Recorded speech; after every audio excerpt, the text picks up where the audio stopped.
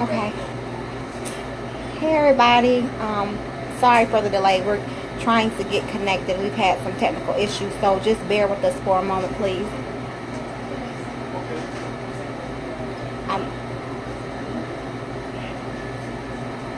Make sure that you all share. Share. Hey Shamika, if you would share. Okay, so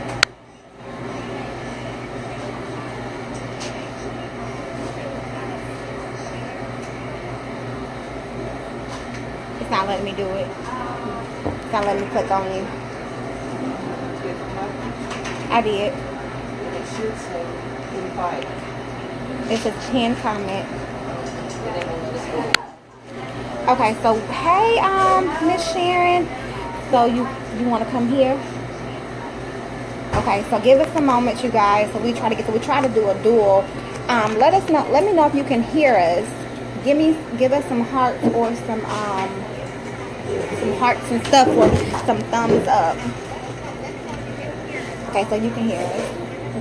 I think you're clear. Let's see. Yeah, mine is a little clear. So we may jump off and then jump back on. You think it's clearer for you? And then it's kind of loud. Can y'all hear us okay? Is everything okay? Can y'all hear us? Share. Thank you, honey. Can you all hear us okay? We'll get a little bit louder if you cannot, but can y'all hear us okay? Because my speaker is at the bottom of my phone. Okay, we're okay? Hey, Auntie Sharon.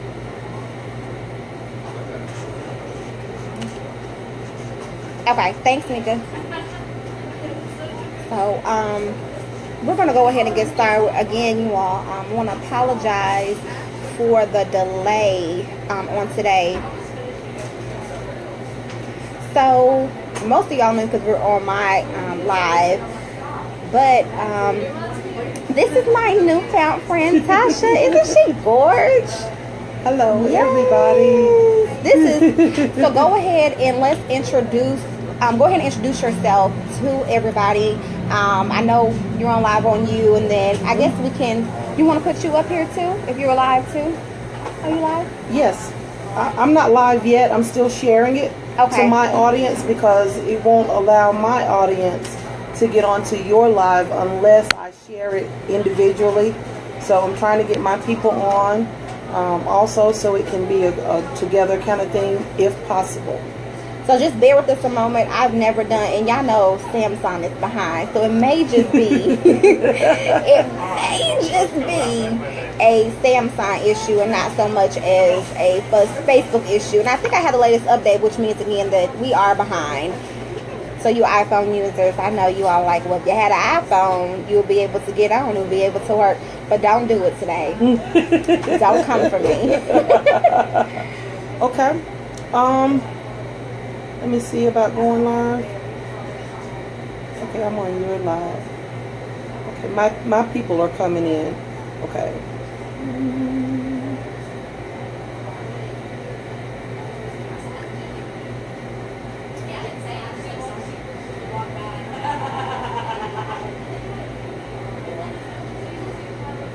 Okay, I shared you to my page. Oh, see, you did it there. Yeah, it let me do it. In the last 2 weeks, it has not allowed me to do it. And we had a good live on that one. Okay, what's the name of our live? Life After Depression.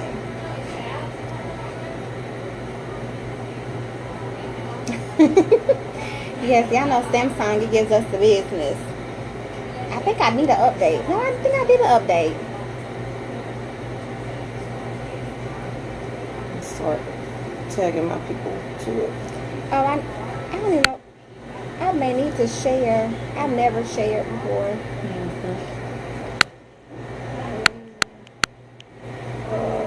Angela. These dolphin bugs. Ooh, they so disrespectful.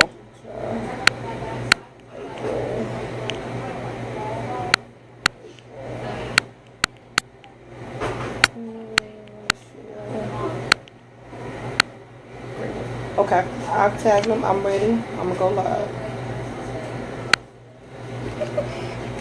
She one of them people who go on live. You want to sit it here? Yeah. There we go. Okay. Okay. Hey everybody. We are at Barnes & Nobles. I have found a new friend who is an overcomer of depression, and I wanted to bring her on. We wanted to do a collaboration together. We're on her Facebook Live, and we're also on my Facebook Live, and we'd love to share today just for a little while to help some people who are struggling right now, who don't know what to say, who to say it to. Am I really depressed? What am I going through? Does anyone even understand my pain right now? This sadness has lasted longer than a week. It's lasted longer than 2 weeks. It's lasted longer than a month. The way that I'm feeling right now, I don't know who to talk to. So we're on right now, and we want to help some people. So tell us a little bit about yourself, Miss Victoria. Me go first. Well, I am Victoria. I am the founder of the Confessions of a Lady, which is a nonprofit organization where we speak out against domestic violence and abuse, concentrating on molestation and rape with children 8 and up. And within that, we also have a Mommy and Me mentoring program where we try to bridge the gap between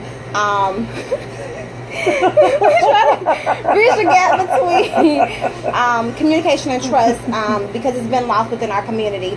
And then I'm also the owner of Delaney's, which is an online boutique.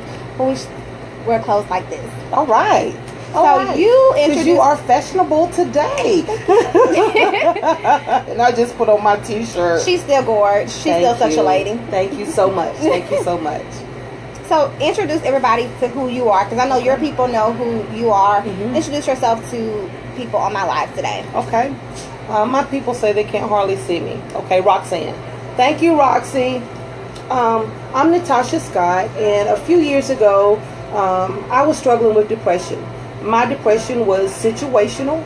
I was, on a $100,000 a year job. I was a single parent who was able to provide for her children, had a brand new car, had a brand new home built from the ground up, and all of a sudden, I couldn't work.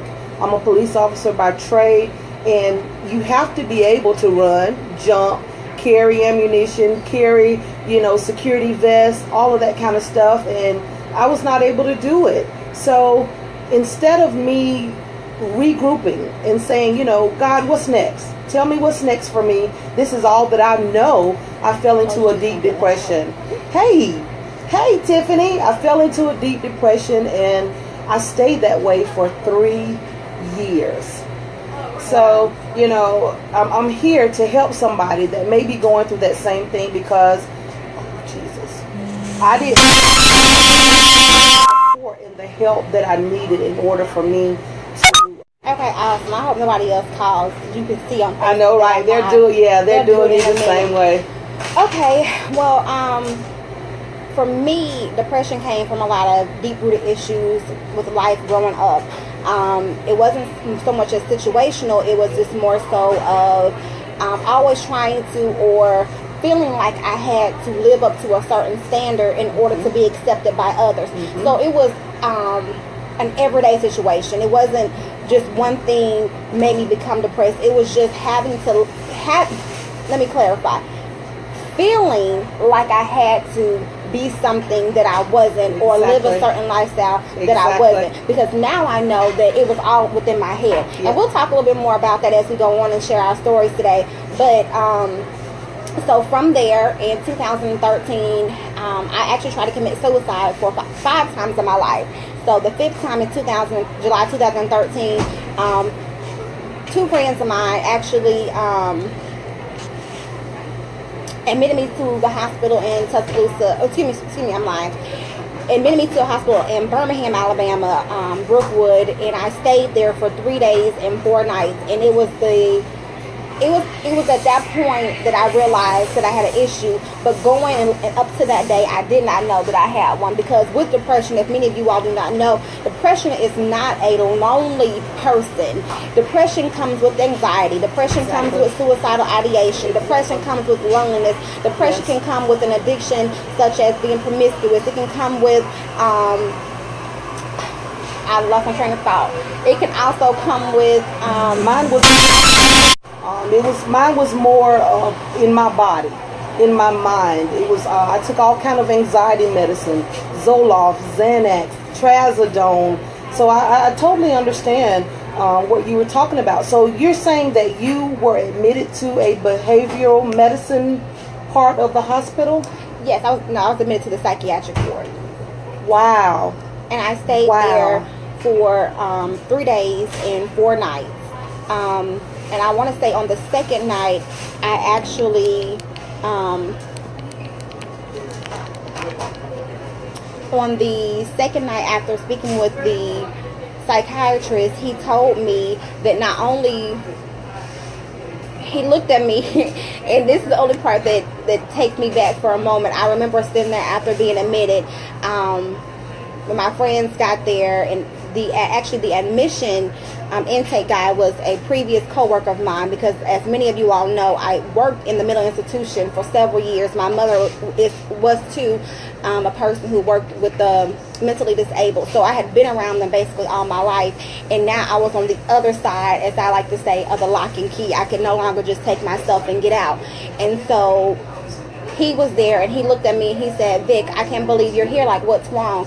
But the previous night before, I had been popping pills. My addiction, what came with my depression, was to pop pills. Anything from Loratabs to Percocets to anything that I can get my hands on. Because again, I worked within the mental institution, so it was easy acceptable. Easy accessible. Mm-hmm. And so that night before, I had been popping pills and I had been drinking. Now, I'm not a big drinker, so my tolerance level for it. I see your face on mine too. The tolerance level for it. Let's see if we can do this. Probably go this way. Whoa. Well, that's not gonna work. So yeah, just close it. Yeah, just push it. So the tolerance. It's gonna be okay. So the tolerance for me actually drinking was very low. So I remember that particular night, I had been drinking and I had been popping pills, and I had been I remember laying in the bed, and my daughter was actually taking, as I would go fall in and out of consciousness, my daughter was taking the alcohol and she was removing it. Yes, I did this in front of my daughter. Yes, I did this. That's what they just said. Yes, I was doing this without any care for her. So with depression, you don't understand the things and the people around who are impacting you. And I was remembering that she was there. So again, like I said, this was not my first time, not my second time, not my third time trying to commit suicide. This was actually my 5th time trying to commit suicide. And so like any other day, I got up and I went to work, took my daughter to daycare.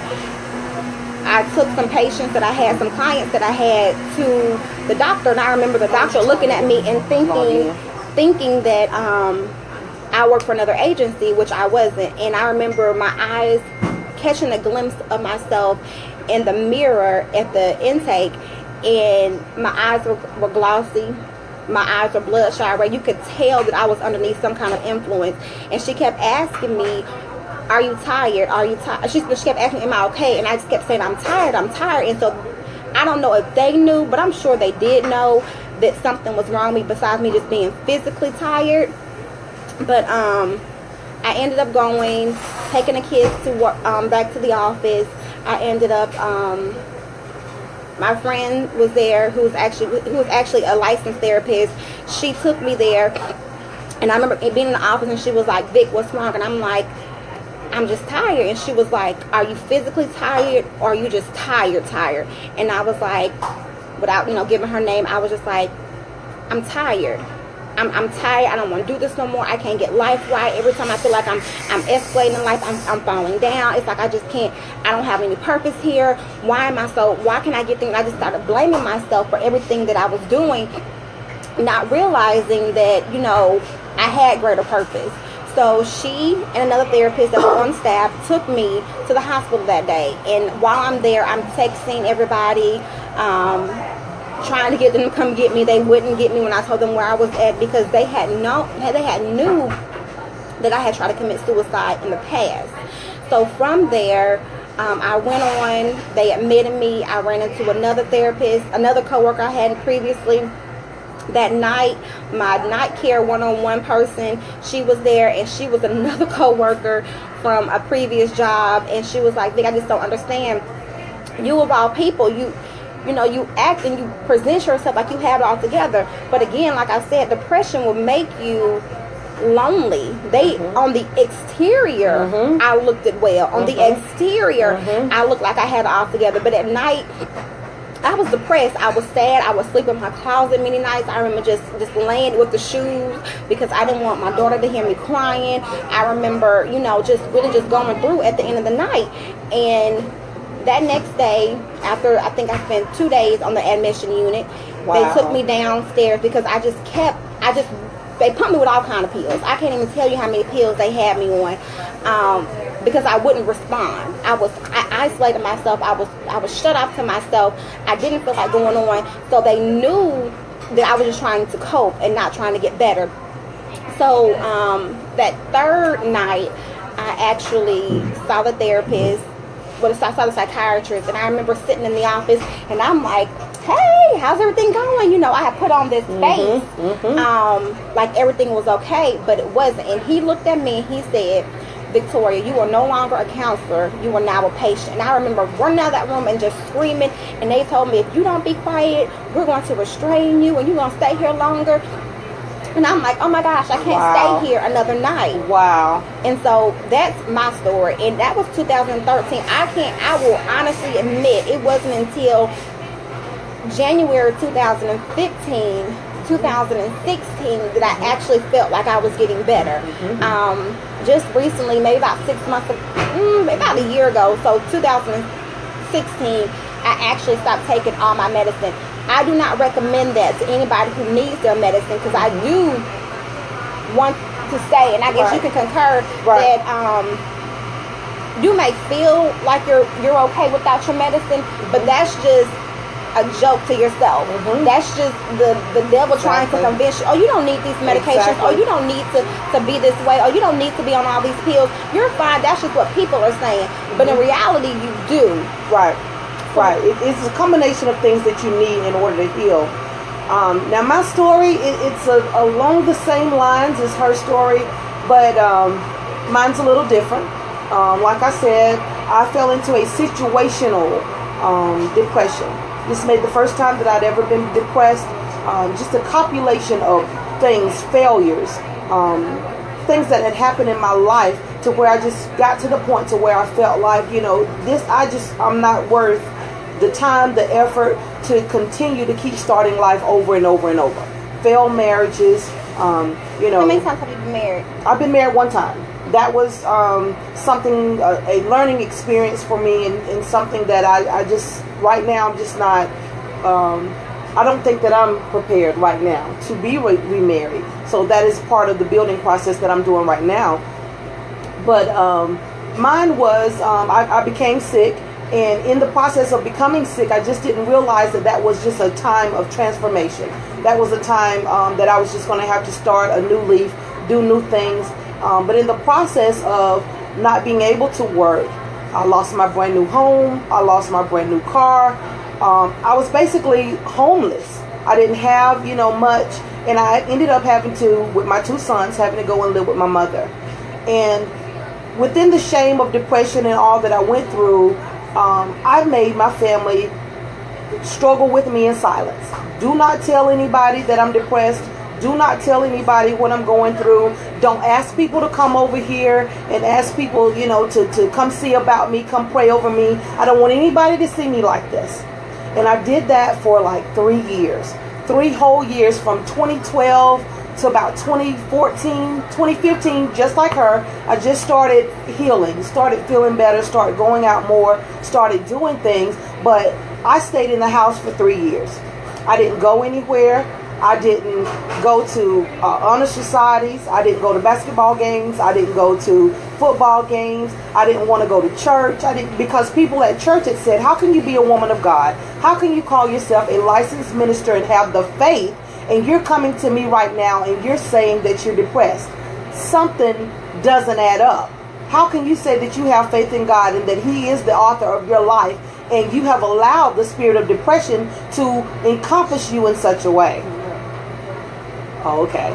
So that was basically what I went through. So I'm not going to church. I'm not going outside because I felt safe.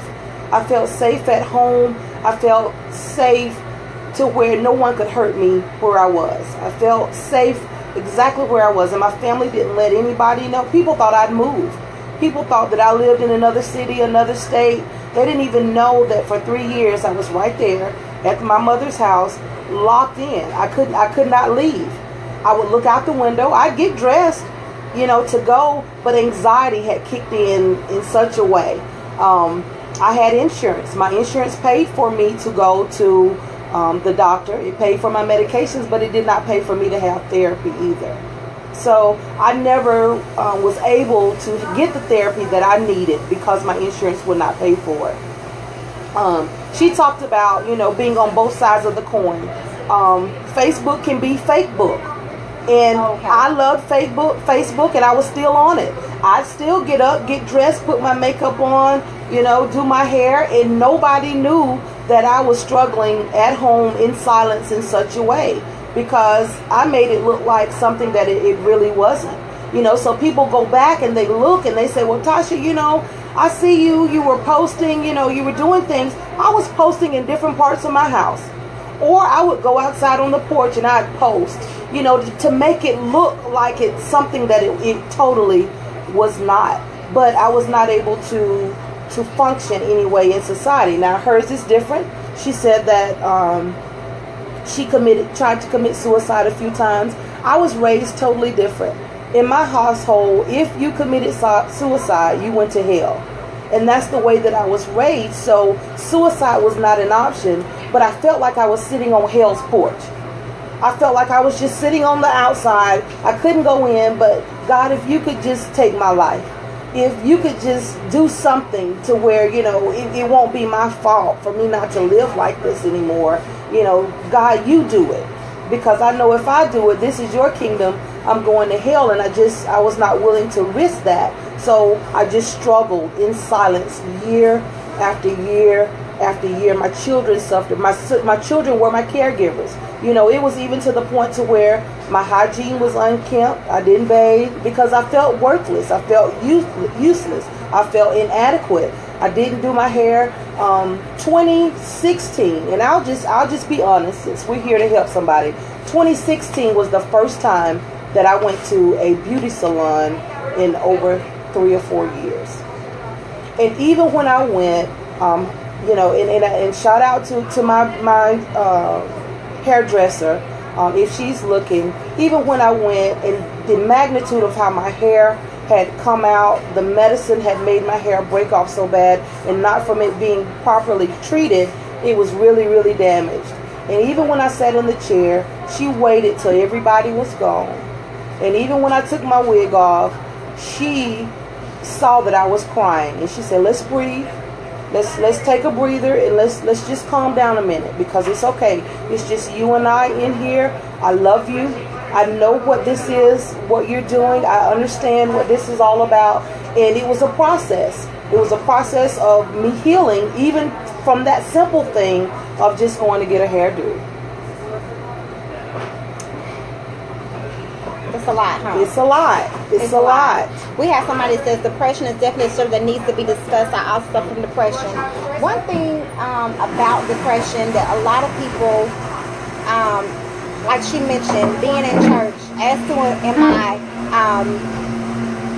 we have to put, especially if you're a leader in church, whether you're a greeter, you're an usher, you're a minister, whatever it is that you're in church, it's not that you have to, but you feel that you have to put on this certain image because you have other people trying to come into church and get their lives together, and so they're looking to you to be where they aspire to be.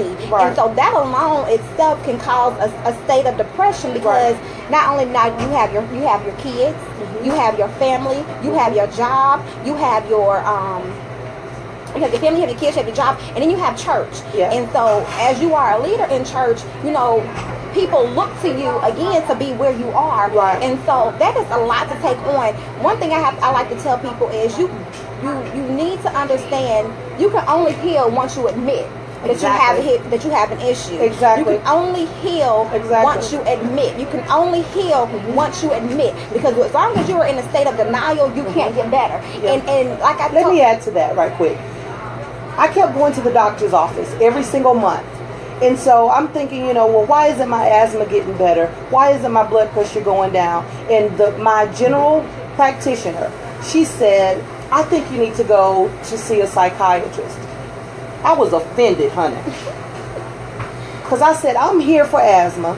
I'm here for high blood pressure. And you talking about a psychiatrist. I don't even know what you talk about. I don't even know how you get that. I don't even know why we even having this conversation right now.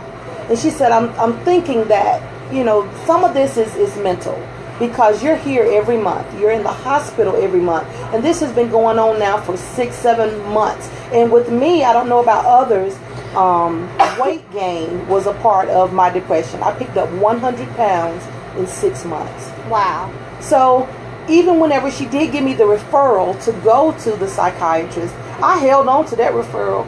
Because I'm like, I don't know what she's talking about. I don't even know why we're having this discussion. But something in the back of my mind said, she may be right. So even when I did go to the psychiatrist, I sat in the car for 45 minutes. I saw people I knew. Prominent people. Not people that you say, well, I know she crazy. Because you know that's what people say whenever you're going through. These were people that I'd seen, you know, in prominent positions in the community, leaders in the community. And I'm like, why are you going inside of this office? But that's what depression will do to you. It will make you feel like you are alone. And I have to piggyback off of that because you went to the doctor and you were in denial about what you had. See, I went to the doctor knowing I had an issue, so I was seeing a psychiatrist. I wasn't getting any sleep so that I can get more medicine again, so I can get more pills. See, depression, as you see, depression is not just one form. I wanted to go see multiple doctors. I wanted to go see my internal doctor. I wanted to go see my female doctor. I wanted to see a therapist because I wanted more pills to take. And my friends had no idea until recently that I was popping pills the way I was. Until I began to speak out about this. And until then, because I would, and it was like, and I would act around them like, oh, you know, we'll just pop a pill here and there and act like what, not knowing that I had an issue with popping pills. Yeah, see, mine was totally different. Even after the psychiatrist did give me the Zoloft, Xanax, Trazodone, I was zombified. And it was like, yes, it did mask the pain. It did, you know, make you feel not so on edge, because I was edgy. I was always defensive. I was always feeling, you know, some type of way. I was always feeling like people were attacking me, you know, and I was easy to cry. So the medicine made me not feel that way. Let me add, okay, Tiffany says it's a sex addiction. It's an addiction. Depression is so many forms. There is. Yes. There is. There are so many levels of depression, and things stem off of depression. I was on a call, Facebook Live the other night with Pastor Joshua Smith, who is a psychotherapist out of Mississippi, and he said some things about depression that I didn't even know. He said a lot of us, he said some depression is even genetic. You know, and sometimes we're trained whenever, he said you have to be careful how you train your children also, and that stuck with me also. He said if your children see that you have anxiety and you're nervous about certain things, you know, children are raised by learned behaviors. So when they see you do that, what do you expect for a little child who is still learning and growing? How else do you expect for them, you know, to act also? You know, with Tiffany, that was just one of the ways that she reacted off of her depression was, you know, I feel comfort through sex. I feel comfort through this love that I think that I'm getting right now to ease this pain. So Tiffany, I totally understand what you're talking about. Because I have a couple of friends who I know suffer from depression, but again, they're still in the denial stage, and so they're very promiscuous. They're sleeping with every Tom, Dick, and Harry, and sometimes Cindy and Beth. Because they're looking for, if we're going to be honest, let's just go ahead and be transparent. Exactly. You're looking for validation or acceptance in some areas. So sex addiction can be a stem off of being depressed. It can be. Like I mentioned earlier, just being promiscuous because you're looking again for that validation. Mm-hmm. Angela said, I've gained a lot of weight due to depression. I stopped doing things that I love doing, but I use anything negative to turn up sometimes something positive. I'm trying to build my self-esteem in my daughter. And it's definitely, like she said, your children are going to feed off whatever you do. And I realized with my daughter, she's a very loving, caring person, which was total opposite of how I was feeling when I was in a state of depression. So yeah, once you identify that you actually have an issue with depression, you have to be willing to accept when people tell you some things. I don't know if I shared with you earlier, Tasha, I was a self-sabotager. If you came too close to me, I was going to cut you off because I felt like you were going to hurt me, or you were going to find out my deep secrets that I didn't want anybody to know. So we could be friends for 2 or 3 months, and as soon as I feel like you've gotten too close, I'm cut you off. I'm gonna cut you off. I was that way.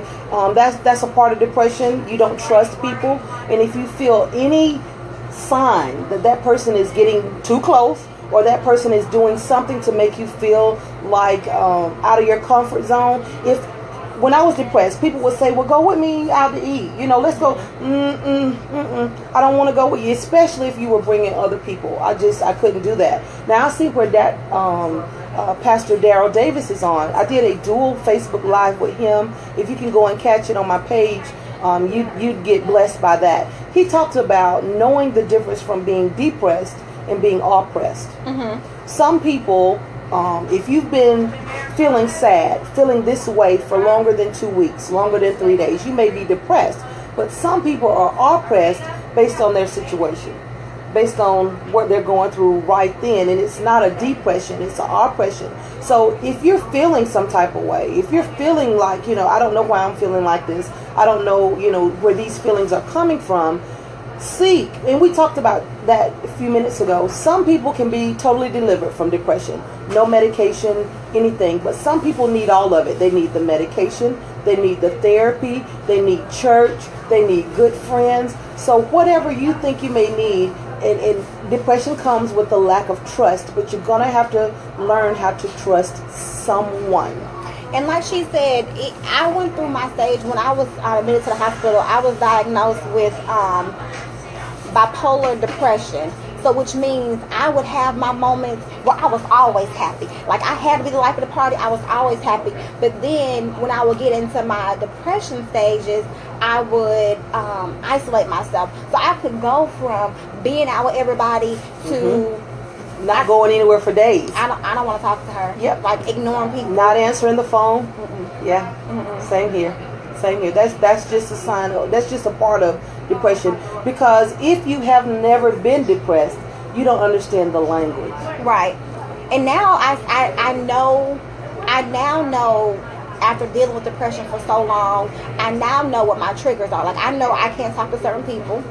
And not because they will depress me, not because they will depress me, but because I know what they come with. Not because I haven't forgiven them for the situations that they've inflicted upon my life, but because I know that they're not good for me.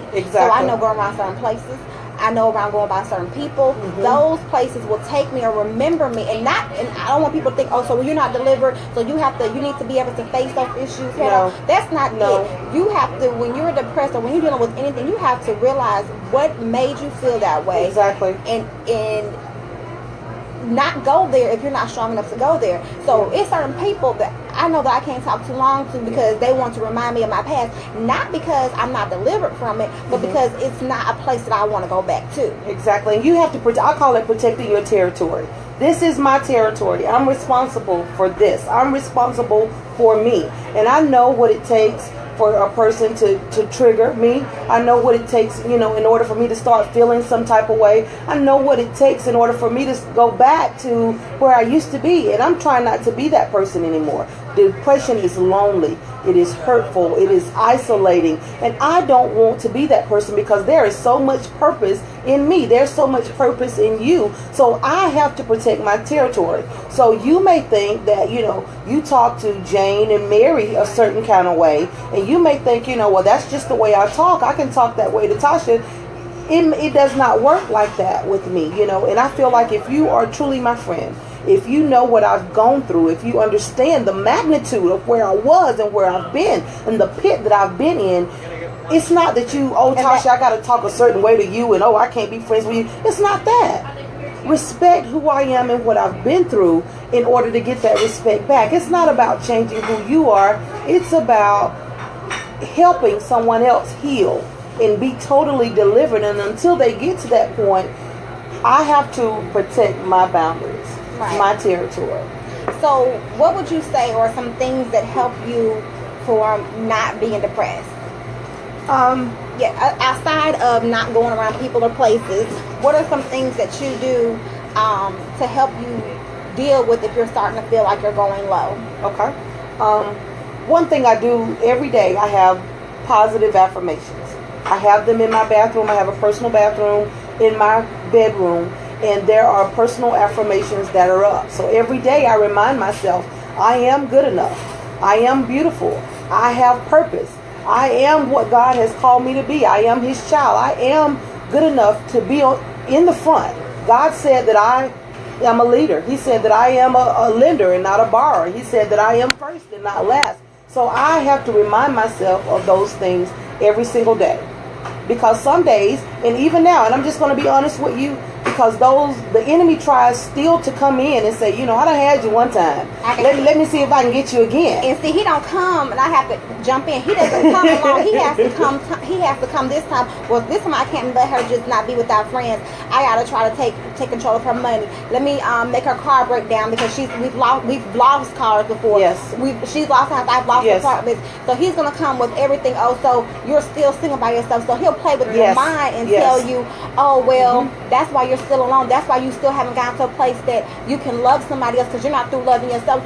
So even when you start to take those steps to get better, even though you know what caused you to become depressed, there are still times where he will come, big triggers, and different triggers, and make you feel that you're not over what you're saying. Exactly. The other week, I was speaking at a conference the other week, and God had already placed down in my belly what to say, and I was excited. I was excited, that I'm not at the same place where I was even last year, and God has been opening so many doors and opportunities. And as I was beginning to, I had taken a shower, putting on my clothes, and I'm putting on my face, I'm getting right. And I'm looking in the mirror, and all of a sudden I'm in a full sweat. And I'm like, why am I in a full sweat like this? What is going on?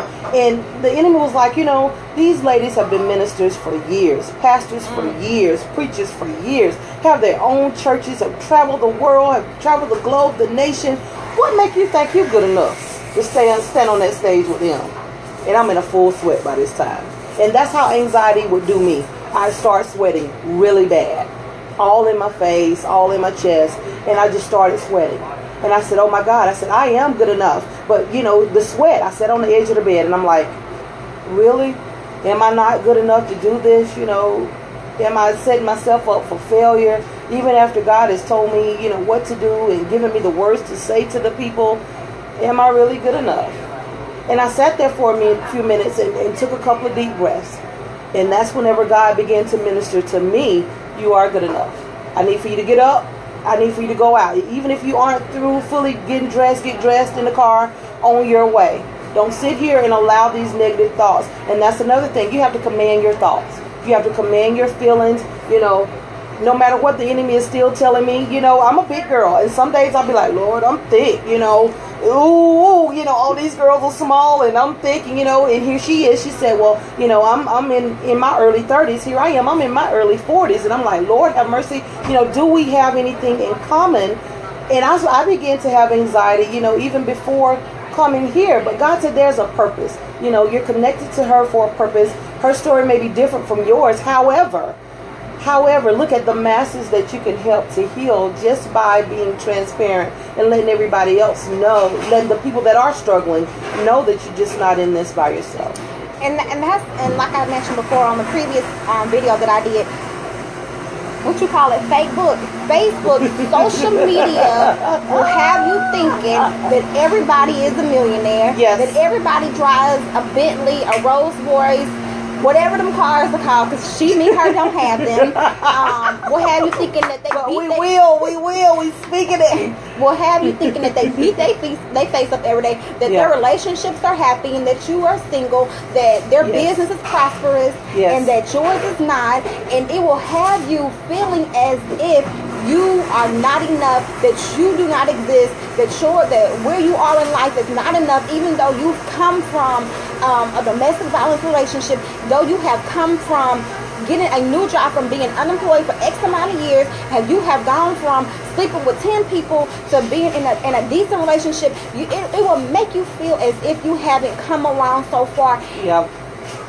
But Facebook, social media, it's not, to me, I say it's not real. Exactly. It allows for you to portray what you want to portray, when you want to portray it, and how you would like to portray it. Exactly. But you have to understand and know your truth within your situation. Exactly. And not to allow for anybody else to make you feel as if what you're doing isn't enough or isn't good enough. And let me say this, because it was hard for me. For those of us who love social media, and I do, don't get it twisted. I do. I love Facebook. I love Instagram. I love LinkedIn. I love all of it. I'm on it. However, sometimes, and I have a friend right now, you have to deactivate your page to get your healing. I need you to hear me now. It's hard to match that deactivate button. And every day you're like, well, what am I supposed to do? But there was a life that you used to have before we got Facebook. I died and came back. There was a life that we used to live abundantly before we got Facebook. So if Facebook is taking up your time, if you even feel like you're comparing yourself to someone else, even if you feel like, well, she's doing all of that, deactivate your page just for a minute. Just to regroup, just to find you somebody to talk to. There is such a thing as let's meet up for coffee. There is such a thing as, let's ride around and I just need to talk to somebody to get this off of my chest. There is such a thing as, can you just call me? I just need to vent some stuff. But Facebook, when you get to looking at Facebook and you get to looking at this person and this person do all this stuff, a lot of them people, and I'm just going to put it out there, and some people might delete me, whatever. Half of them people ain't even doing that stuff they say they doing on Facebook. And I'm going to leave it right there. And not only that, even though, like we've mentioned before, getting some time to yourself and going through your thoughts is a good thing. To realizing what your triggers are, realizing what you're doing in life, realizing what you want to do. Listen to music, journal, go to church. Yes. Get around positive, influential people. Don't go around those same people to make you feel that you're less than. I also understand if you have to walk away and lose everything to get your sanity back, or to make yourself progress in life, that too is okay. Yes. And even after you've done that, understand, like we said before, some growth is better than no growth at all. Exactly. And understand that when it comes back to tempt you to see if you actually gotten over it, it's okay if you feel in that moment that you're depressed. Just know that you're not going to stay there as long as you stayed there before, once you identify what those triggers are. Exactly. And sometimes, to piggyback off of what she said, sometimes you have to lose to gain. Some of the people that you're hanging around now, you're going to have to lose some friends, even some family members. You're going to have to disconnect yourself from some people. And God has seen you some people. I'm sitting by two ladies right now that I've just befriended in the last 2-3 weeks, a month. God will send you the right people to get you where you need to be. But you have to be willing to let people go just because they're my childhood friend, just because we're good just because we've been friends for 20 years. You know, were you here to help me gain? Were you here to help me prosper? You know, were you here when I needed you in the middle of that divorce? Were you here in the middle? You know, not your ratchet friends that say, girl, let's fight. We need some people that's going to help you grow. Go ahead. I'm just joking. I still have a couple. I'm not. I got 1 or 2 ratchet friends. Now, you got to have some ratchet friends. Keep your balance. But you got to have some friends that's, you know, all your friends can't be ratchet whenever you're trying to grow. You have to have some people that say, you know what, listen now, let's be honest about this thing, and let's see how I'm going to help you heal. Not just, you know, let's see what we can do to get back at baby daddy, and let's see what we can get back. You know, everything ain't that type of party. It's not. Exactly. So do you have anything else to say? This was awesome. It was. This was awesome. I thank you. I have to send a shout out to Roxanne Grimsley. Follow Roxanne. Roxanne is a domestic violence survivor. She is very active in our community here in Dothan, Alabama, with suicide and domestic violence. Reach out to her. She's doing a suicide walk that's coming up. She's the connect. She's the plug. She's about helping people heal. She's about helping people survive domestic violence, depression, suicide, whatever it may be. And I want to give a shout out to Roxy. Thank you so much, Roxanne. Follow her page, Roxanne Grimsley. She's on Facebook. Follow my page. I have a defining depression page. It's a closed group. Some things aren't meant for all of social media to see and hear. And we have people that are in the group that struggle from sex addictions, that have been molested, that have been, certain things that have happened that's private, but they need to share it with somebody. That group is Defining Depression. It is closed. Everybody won't see your comments. People comment every single day. They reach out every single day. We say we love you. We exchange phone numbers. And that's what that group is here for. I am Natasha Scott. You can follow me on my Facebook page, Natasha Scott, Natasha. I also have a business page, Natasha K. Scott. You can follow that page also. And I'm so glad to connect with you. Hopefully we can do our dual lives. We can do some podcasts. We can do some stages. You know, I believe that there's a lot of people that are struggling in silence who are afraid to reach out because they don't know what to say and who to say it to. Because, you know, people say mean things when you're depressed. They say, girl, you know, you just a drama queen, or, you know, you crazy. You don't always. You're just extra. Exactly. And that's not what a person needs at that time. So I thank you. I thank you so much. No problem. I just, doing this video, I actually have to say, shout out to Stacey Yvonne of Q Health and Wellness. She did this. She and I had a challenge to go live every Tuesday and Thursday. And I was like, I don't know what I'm going to talk on. I said, I don't know. But I was scrolling through my timeline and I just kept seeing depression. And it came from somebody who, we're not like the best of friends, but I admire her work. And when she said it as a positive person that she portrays to be, and I know that I'm not saying that she's not. Right.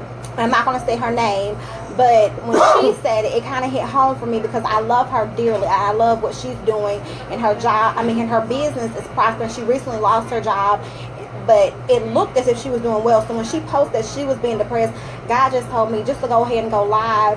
I do a confession every Monday through Friday at 10 o'clock, and people don't really know what I've gone through. So I said, let me just pick this topic.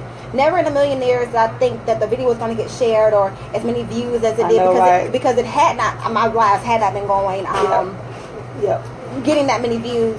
And then to link with Roxy, then to link with Tasha, and to hear her story. So you know these people in your community are suffering. I wish I would have pulled statistics to say, you know, how many people suffer with depression on a daily basis. To let you know. Go to my page because the 7th through the 13th was Anxiety and Depression Awareness Week. And I put facts up the entire week to show how many people, and it's astronomical, the number. It was in the millions of people worldwide that suffer through depression. Just know that you dealing with depression, whether you commented, whether you watch the replay, whether or not, that you are not alone with dealing with depression. You just have to link up with people who truly care. Exactly. And don't let people make you feel your feelings are minute or they don't matter, because if you're, like she said, if these thoughts and these feelings are lasting more than 3 and 4 days, there's an underlying issue there. You need to get help from somebody, whether that's writing it down and giving a letter to somebody and texting somebody who you know that's going to not exploit you on social media, or tell somebody that it's going to truly have your best interest. I will never be able to thank my friends enough for seeing that I needed real help and taking me to the hospital. I couldn't stand them things once I was in there, but now that I look back, I'm like, what if I would have happened? What if I would have tried yet again to try to commit suicide? What would have happened? Exactly. So I just want to, again, thank Roxy. Thanks, everybody. Thanks, Pastor, for getting on and being so supportive. Hey. Milton Wren, he was on a moment ago. Okay. I just want to thank everybody who came, who shared the video. I'm sorry we came on late. Y'all know I hate to say that. My anxiety was going through the roof. I'm not going to be on time. But my friend who watched, like, so you never on time. But when it comes to important things like this, I try to be on time. So, again, I want to thank everybody who's tuned in, who watched, and who will catch the replay, and who will share. I really hope that this, I do want to share this. After I did my second video, a lady reached out to me who is suffering from depression, and she was suicidal. I thank God that I was actually able to talk to her, and she actually saw and got help, and is in the hospital now getting help. Good. So just understand and know that is a blessing. that there is somebody around you that is going through it, so therefore you are not alone. Exactly. And I was afraid to do my first live, but God, said, I said, God, what's my purpose? What do you want me to do? And he said, you have a testimony. You're an overcomer. Tell it. And I was like, I'm ashamed. I'm still ashamed of it. But, God said, it's time out for being ashamed. It's people that are struggling, suffering. It's time out for all of that. So like she said, I was scared people wouldn't come on. My last Facebook Live is close to 1,000 views. I think it was like at 950 something this morning when I looked at it. So do what God told you to do. Don't be afraid of being different. I'm a big girl. I'm plus size, big hair. We talked about being dark skinned. That was what I was bullied about whenever I was a child. Pretty for a dark skinned girl is the quote. Exactly. I don't understand if that's an insult or a compliment or insult sandwich. Yes. Compliment, insult. Compliment? Yeah, I'm still trying to figure that one out. Same here. I had a gap whenever I was growing up. I was sickly when I grew up, So do what God told you to do. Don't be afraid of being weird. Don't be afraid of being different, because that is what God has placed in you in order for you to meet the people that you are assigned to. Who you are. There's somebody out there that looks just like you. There's somebody out there that's going through exactly what you're going through. There's somebody that can say, girl, just like, it was like an automatic link whenever she and I met. There is somebody out there that absolutely needs what you have. And do not be afraid. That's why so many people are committing suicide. That's why so many people are depressed. That's why so many people are struggling in silence, because we are afraid to tell our truths. And it's time for us to learn that somebody else needs who we are. So I'm doing a form of community in teen depression due to the recent teen suicides. Thank you for sharing your testimony. No problem, Miss Virginia. Hey, Kelsey Love. And so if nobody has anything else to say or questions to ask us, we'll take about, because my daughter's getting restless. Yeah. We'll take about a minute and we answer questions even after the Facebook Live is over. People are in my inbox because there are some people that don't want to say how they feel on Facebook. Inbox me. Inbox us. We answer questions. I give out my phone number. I talk to people every single day. I've met so many people in the month or two that I've been doing this, and I talk to those people personally. Because you can inbox and text somebody all day long, but when somebody is on the fence of committing suicide, life or death, they need to hear a real person. They need to see a real person if possible. So if you have any comments, anything that you'd like to say to either one of us, because we have different viewers, inboxes. And we'll leave our contact information in both of the live feeds. So if you all don't have anything to say or any other comments, just make sure that you share the video, because you don't know who is connected to you that is going through. Exactly. It's not about the likes, it's not about the shares, but it's all about trying to help somebody not go to the other side of the fence. Exactly. So until next time, our viewers, understand what I love to say is your imperfections make you perfect. You are imperfectly perfect. So don't try to make yourself be somebody else. Exactly. I won't even say anything after that. That wraps it all up. All right, y'all. Bye. Bye-bye.